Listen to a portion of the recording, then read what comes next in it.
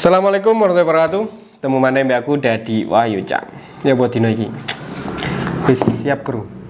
Lek kurang siap, ini tak siap. Hari ini adalah sesinya review. Saya akan mereview hasil karya teman-teman dan area kita adalah Kampung Keramat. Ceritanya adalah waktu dulu itu sekitaran tahun 2000 berapa ini? 2019 sampai 2018 gitu ya. Saya lupa. Ada semacam sayembara kampung tematik nih. Dan salah satunya adalah Kampung Keramat pemenangnya. Nah, saya dan tim ditunjuk untuk membuat sebuah identitas untuk Kampung Keramat. Sama, tebal, grafik standar manual. Prosesnya sama, kami melakukan sebuah identifikasi dulu, kemudian kami bikin sebuah analisa dan menghasilkan sebuah identitas logo ini dan segala macam turunannya. Bisa kita lihat ini adalah hasil karyanya. Logonya adalah Kampung Keramat, kematian yang menghidupi. Kok bisa jadi warna ini dan kenapa seperti ini dan kenapa ada tagline yang seperti ini? Nah, ceritanya begini. Oke, sama daftar isinya juga panjang banget. Ini yang panjang sebenarnya adalah identitas logo ini ya, karena kami melalui prosesnya, konsepnya, mind mappingnya, tagline dan segala macam udah kami tulis juga di sini. Bismillahirrahmanirrahim. Alhamdulillah kami sangat bersyukur kepada Tuhan Yang Maha Esa, Allah Subhanahu Wa Taala, karena buku panduan ini telah selesai dengan lancar. Dengan rasa bangga, bahagia, kami persembahkan pedoman aplikasi logo ini. Ya, oke. Ini adalah sebuah kampung di mana di situ adalah Kelurahan Kasin ya. Jadi kalau teman secara geografisnya itu ada di tengah kota memang ya. Secara kontur wilayah variasi. Nah, ini unik gitu loh. Jadi kenapa kampung ini disebut sebagai Kampung Keramat? Karena kampung ini ceritanya sekilas sih saya dengar cerita yang sudah kami riset juga, ada cerita bahwa dulu itu orang-orang di sekitaran situ hanya 1, 2, 3 orang gitu loh. Ini makam gitu, ini semua makam gitu. Nah, di pinggiran sungai ini ada orang 1, 2, 3 orang dulu pertama kali tinggal di situ. Akhirnya banyak banget tuh orang-orang. Dan alhamdulillah sekarang orang-orang yang ada di sekitaran situ itu hidup dengan damai dan sentosa gitu. Saya lihat juga bahagia. Tapi memang sebelahnya itu sungai. Tapi kayaknya sama pemerintah sudah diplengseng gitu. Jadi aman teman-teman kalau ketika ada tiba-tiba ada air meninggi, insya Allah aman gitu.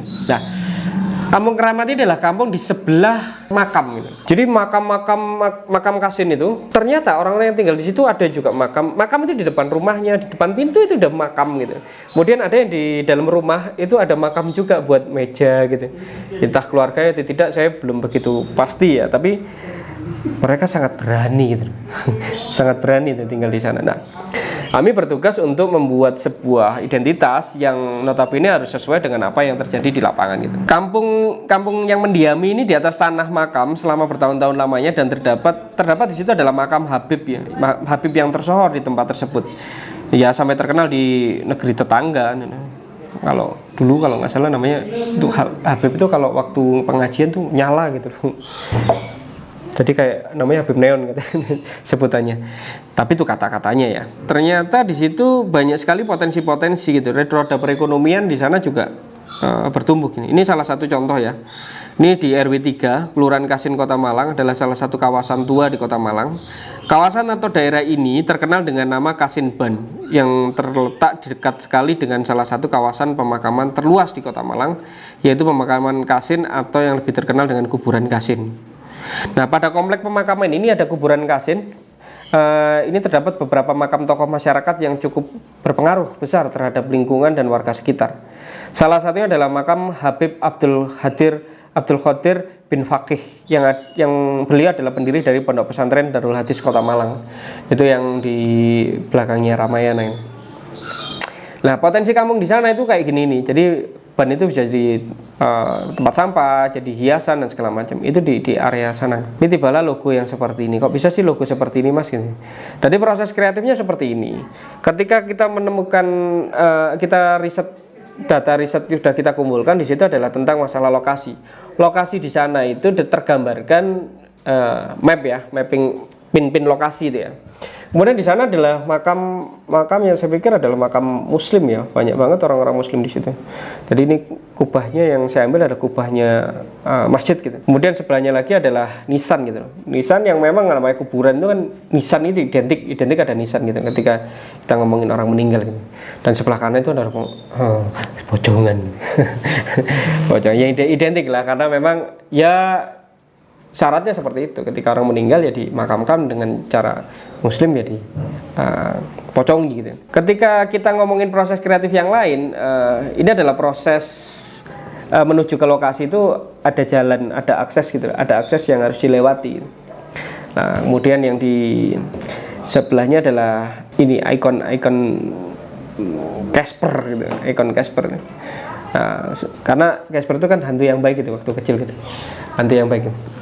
Nah, di tengah itu ada macam ikon dari Timur Tengah gitu yang notabene adalah Muslim itu kental banget di style itunya. Ketika kita bikin itu akhirnya muncul sketsa bentukan logo itu. Kira-kira seperti apa ya ini sketsanya. Nah, muncullah seperti ini dan sketsa bentukan itu akhirnya jadi seperti ini. Kita pakai font tipenya adalah Fontastic. Fontastic juga dipilih karena memiliki tarikan yang halus, unik dan etnik, memiliki art tarikan khas dan sekaligus mempresentasikan wajah baru di kampung keramat yang fresh. Nah, konsep color tone-nya kami menggunakan OCG itu warna hijau, kemudian Kota Malang itu sendiri juga warna hijau. Ketika kita ke Madinah itu kubahnya itu juga warna hijau dan daun di sekitar situ rumput pun hijau jadi kami ambil warna hijau menjadi warna utama gitu. Nah, ketika pemilihan warna logo hitam ini identik dengan duka gitu.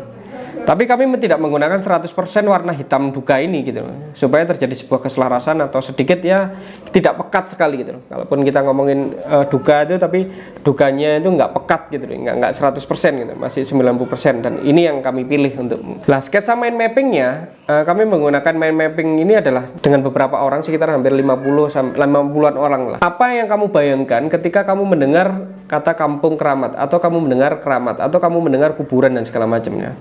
Atau kamu ketika mendengarkan sebuah kampung keramat ini, itu akhirnya kami coret-coret gitu ya, yang kami coret-coret seperti ini dan kami simpulkan antara lain adalah munculnya kata-kata makam, terus besar, habib, salam, kuburan, kematian, ziarah, sepi, aman, angker, luas, rekreasi, kemudian relaksasi, historical, leluhur, roh, unik, kehidupan dan segala macam, sejarah.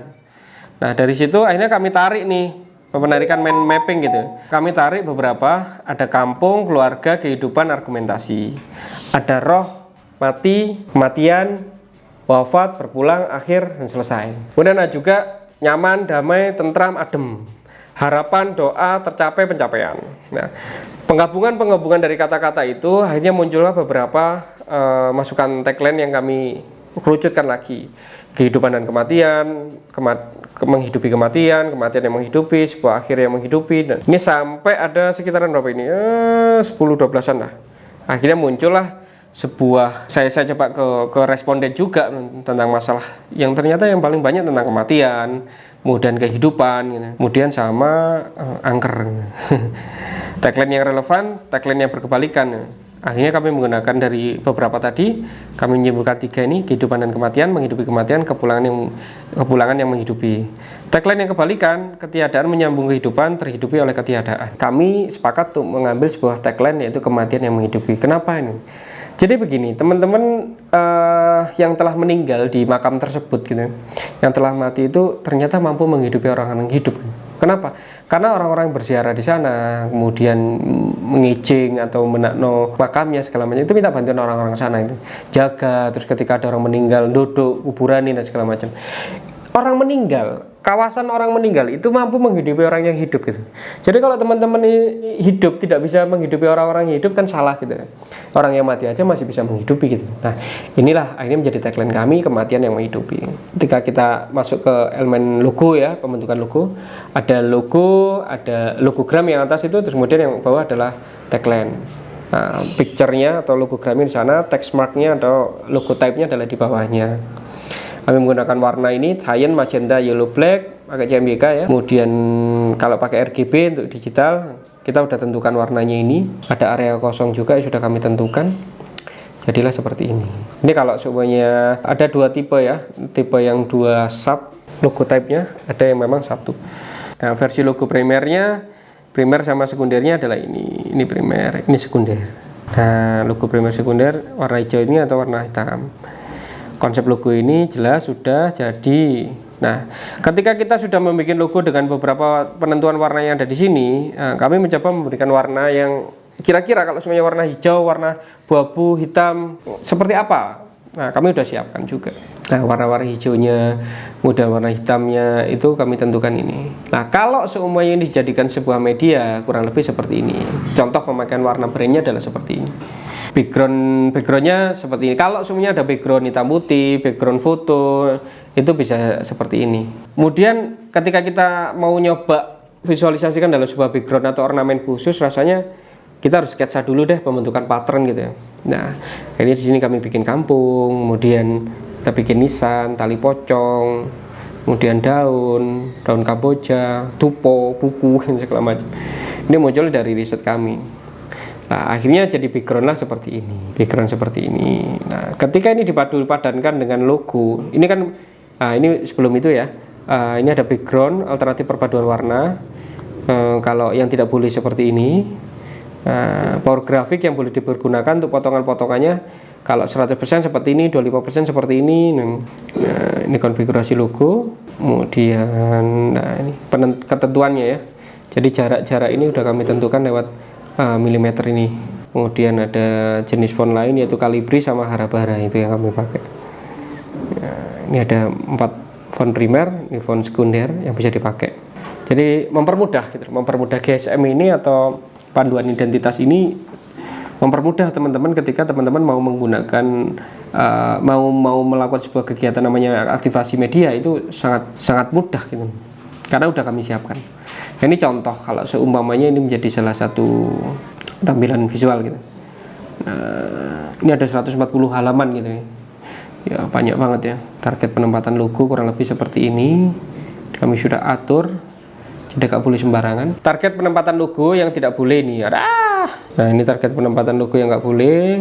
Nah, kalau show-nya ini dipasang ya, jadi 3D-nya. Nah, kalau maskot Kota Malang ini, sub maskotnya, kalaupun yang bisa dirubah adalah memang surainya kan. Nah, kalau show-nya di media seperti apa nih? Kalau mau jadi kop surat, ini kop amplop, jadi administrasi ya, administratif mungkin kartu nama atau ID card. Nah, ini kalau mau buat presentasi slide gitu bisa. Website. Nah, ini kalau seumpamanya mau kunjungan ke sana, ini peta jalannya. Mulai pintu masuk sampai pintu keluar udah kami siapkan stylenya. Terus fasilitas sign gitu ya. Di mana tempat parkir, di mana tempat sign dari jalan raya 100 meter, 200 meter sebelum itu udah kami siapkan semua. Tempatnya sholat, tempat toilet, wudu dan segala macam. Nah, ini juga. Nah, ini ada beberapa yang saya bikin signage-nya. Ini ada beberapa, ada 1 kalau sampai 6 ini. Dan di sini ada cerita-cerita dan informasi-informasi tentang masalah ya edukasi secara religi gitu. Ini fasilitas lain yang di perempatan jalan ketika udah masuk ke makam itu, ke makam Habib, ke mana, makam lain kemana, kemudian mau ke kampung, ke musola dan segala macam, kita siapin. Dan ini adalah fasilitas sign yang pakai landmark gitu ya, huruf timbul gitu bisa. Ini yang sudah terpasang, yang ada di jalan raya. Ini juga sudah terpasang. Ini sudah terpasang semua ya. Nah, ini sudah terpasang, ini kampungnya. Yang hari ini sudah difasilitasi oleh Propan kemarin untuk ngecat kampung ini dengan gambar-gambar, dengan mural gitu.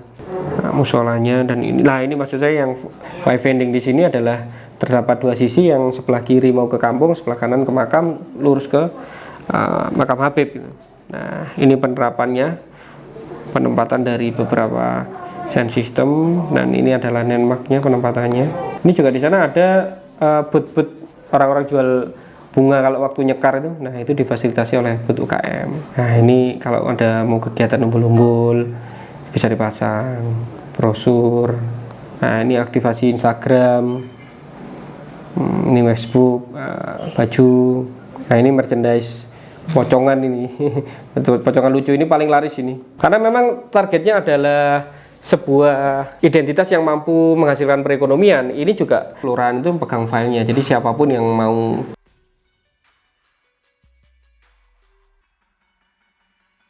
Ya kalau masih belum, kalau filenya tidak dapat silakan cari saya ada filenya, atau langsung kunjungi utero.id, nanti di sana diklik akan bisa masuk ke SlideShare, filenya semua ada di sana.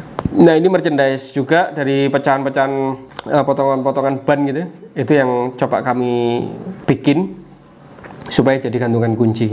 Nah ini jadi stiker gitu, jadi stiker print cut ya, informasinya ya pinarak lur, ngaji yuk, nyekar yuk, dan segala macam. Seperti itu kawan. Jadi ini adalah sebuah review dari GSM yang kami kerjakan, yang notabene saya berterima kasih juga untuk teman-teman Kampung Keramat. Semoga dari identitas yang saya bikin, logo yang saya bikin, desain yang saya bikin, itu bisa diaktifasi sendiri oleh orang-orang kampung gitu. Dan memang bisa difasilitasi juga dengan beberapa kelurahan atau dari pemerintah untuk tetap bisa menjalankan identitas ini dengan baik gitu. Identitas sudah dibikin, desain sudah dibuat, tapi aktivasi tidak dijalankan ya percuma gitu. Tapi ketika teman-teman ingin berkonsultasi dengan saya, dengan tim saya tentang bagaimana cara mengaktifasi ini, ya kami selalu terbuka gitu. Dan hari ini Malang semakin hari semakin oke, bahwa di setiap daerah mempunyai sebuah identitasnya masing-masing dan menjadi salah satu kampung tematik. Kampung tematik itu banyak banget di Kota Malang. Karena kalau di Batu itu kan wisata buatan gitu ya. Kalau di kabupaten itu wisata alam. Kalau Malang rasanya lebih banyak itu adalah wisata kampung gitu. Dan wisata kampung itu bisa dikatakan juga wisata narasi. Terus kemudian SDM-nya juga cukup bagus, karena di sini ada tempatnya kampus banyak itu kan di Kota Malang gitu ya. Jadi silakan teman-teman, kalau mau diskusi sama saya tentang Kampung Keramat, atau membangun kota-kota Anda, atau membangun kampung-kampung Anda bersama saya di Utero Indonesia. Terima kasih. Assalamualaikum.